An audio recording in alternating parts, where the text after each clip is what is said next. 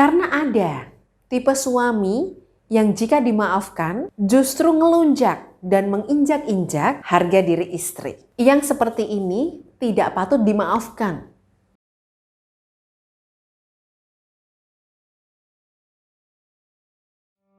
Bagi yang sudah lama mengikuti saya, pasti tahu bahwa saya selalu meminta semua klien saya untuk memberi maaf pada suami yang selingkuh. Karena saat ibu memendam amarah dan dendam, emosi negatif itu akan mengkristal jadi penyakit. Bisa penyakit mental ataupun fisik. Lama-kelamaan tentu akan bahaya bagi diri kita sendiri. Maka kita wajib memaafkan suami sesakit apapun itu. Namun saat ini saya buat pengecualian.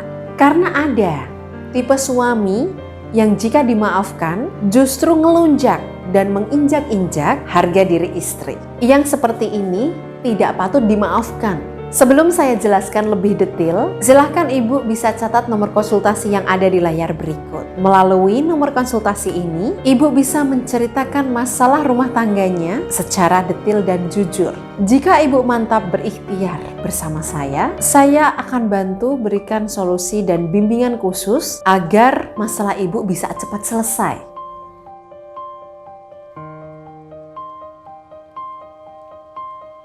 Saya akan mencontohkan kisah klien saya. Klien saya curiga jika suaminya selingkuh. Setelah didesak, akhirnya ngaku dan terus diselidiki sampai akhirnya ketahuan ternyata si suami ini dalam sekali waktu berselingkuh dengan 4 wanita sekaligus. Mereka telah berhubungan badan berkali-kali dan saya berani katakan suami klien saya ini maniak seks. Klien saya akhirnya mengkonfirmasi mengenai keseriusan suaminya untuk bertobat dan jawaban si suami sungguh menyakitkan.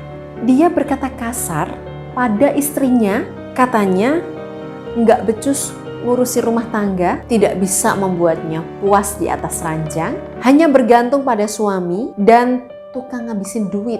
Ibu bayangkan betapa sakitnya hati wanita jika diinjak-injak suaminya sendiri seperti ini. Bahkan setelah ketahuan selingkuh, bukannya bertobat, justru suaminya makin terang-terangan. Bahkan sekali 2 kali si suami membawa selingkuhannya untuk makan bersama di rumah, bersama anak dan juga istri sahnya.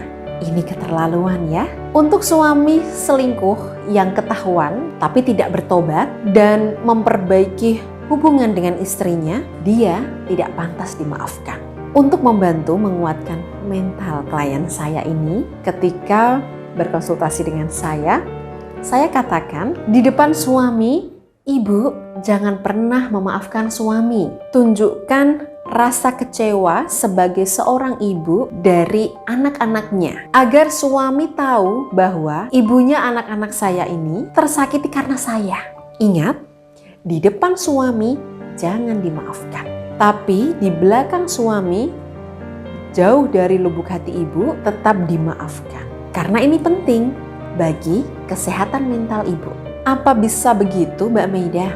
Bisa. Memaafkan seseorang tidak harus diketahui langsung oleh orang tersebut. Karena memaafkan letaknya ada di hati ibu sendiri. Orang lain tidak perlu tahu. Jika ibu butuh bimbingan dalam memaafkan, ibu bisa ikuti terapi detoks batin.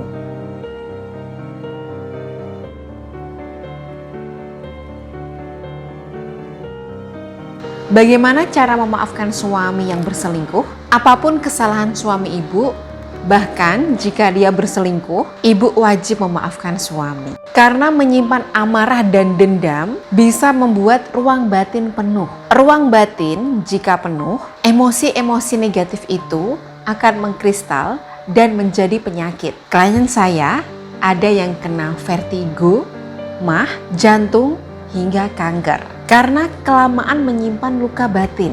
Jika ibu kesulitan memaafkan suami karena masih teringat kesalahannya, saya sarankan ikuti terapi detoks batin.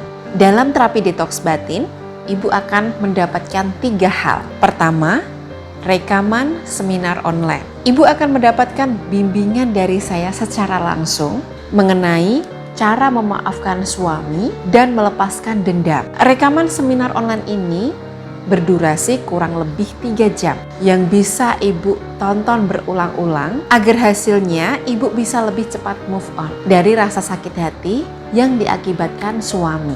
Kedua, Ibu akan mendapatkan audio meditasi, ikhlas dan lapang hati khusus untuk membantu menyembuhkan luka batinnya yang disebabkan karena masalah rumah tangga.